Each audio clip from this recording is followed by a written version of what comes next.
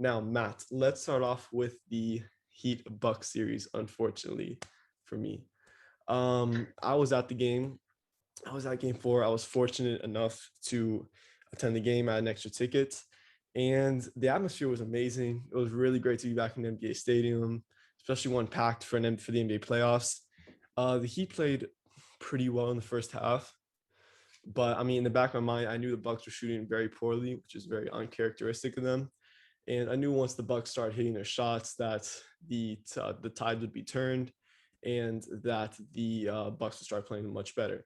So, Matt, let me hear your general thoughts on the playoffs on the Heat Bucks series thus far. Well, I mean, this really just went to show how important the offseason is and how you can't get complacent just because you had success in the past season. We saw the Bucks added Drew Holiday, they added Bryn Forbes, and those two were really such a huge difference in the series. And the Heat didn't add anyone. They got complacent. You know, they thought they could just come into the new season with the same exact team, and they paid for it.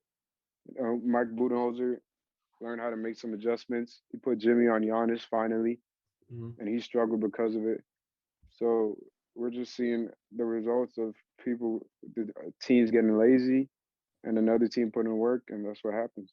Yeah, like me and Matt were talking about this before the podcast started.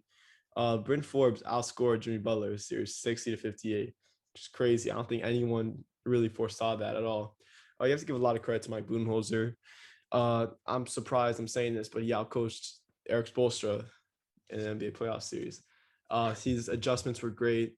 But Budenholzer really did a good job of hunting switches, uh, just to get the shooters open. Really well coached series by him. And yeah, I think this series is really just a reflection on the off seasons that both the Heat and the Bucks had. The Heat, they made their finals run, obviously, and they got complacent. They chose to run it back. They opted to hold on to young guys such as Hero and Nunn.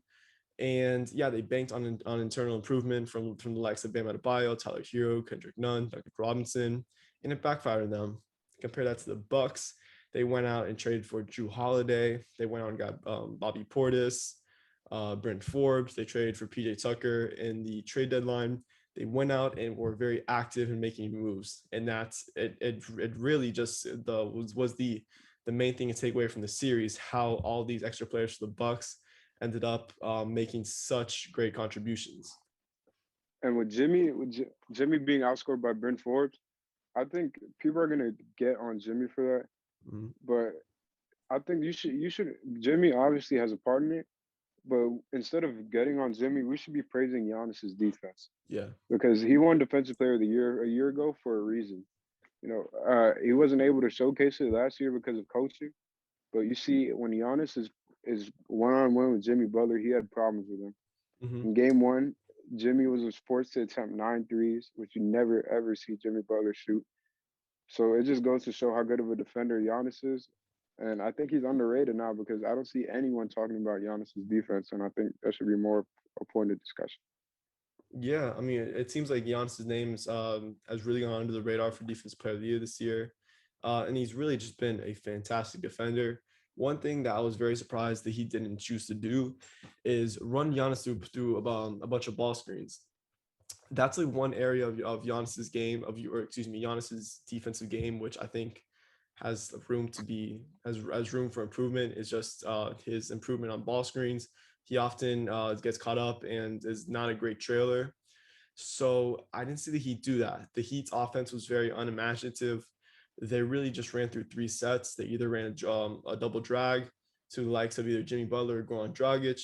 They love their dribble handoff series, whether it's through Bam Adebayo and Duncan Robinson or Bam Adebayo and Goran Dragic, or a ball screen to the likes of Tyler Hero, Goran Dragic, and Jimmy Butler.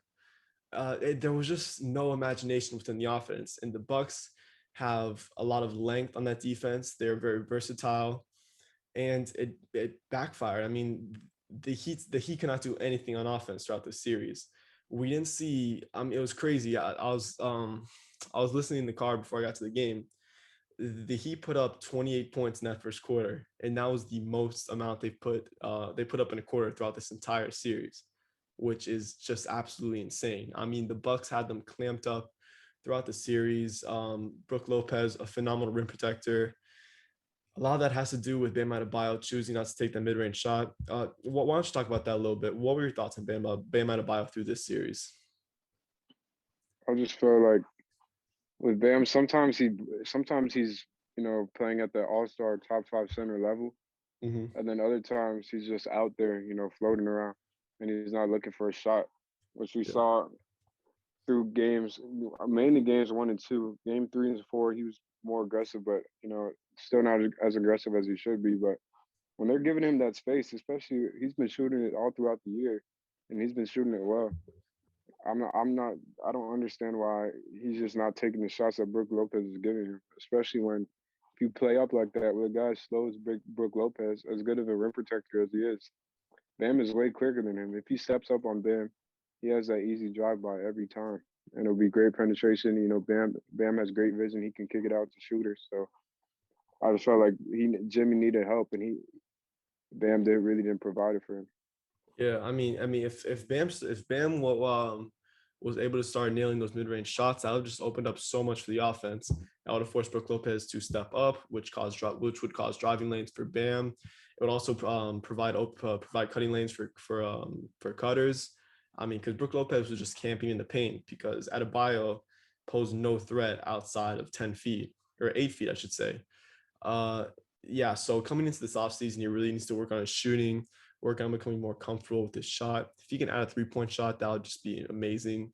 It'll just add so much to his offensive arsenal. And I mean, Bam Adebayo has really never been that guy on offense. Even in his college days, he was just a roller for John Calipari under Kentucky. He was just a screener roller his first 2 years for the Heat.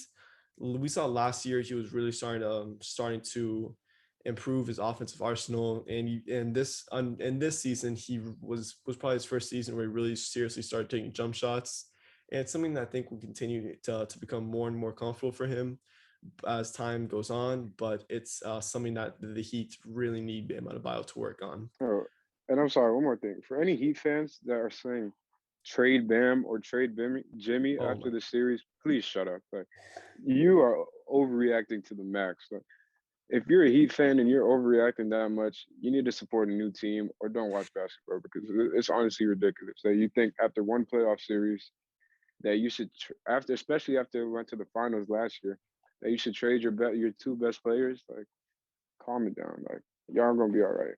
Heat Twitter was a wild place. I don't know if you're on it like that, but Heat Twitter is a wild fucking place. What I do have to say, you mentioned trading and acquisitions. I think the Heat.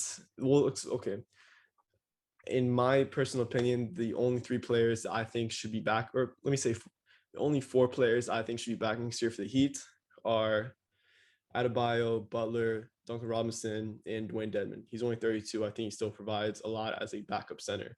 But besides that, I am completely open to the entire roster being reconstructed.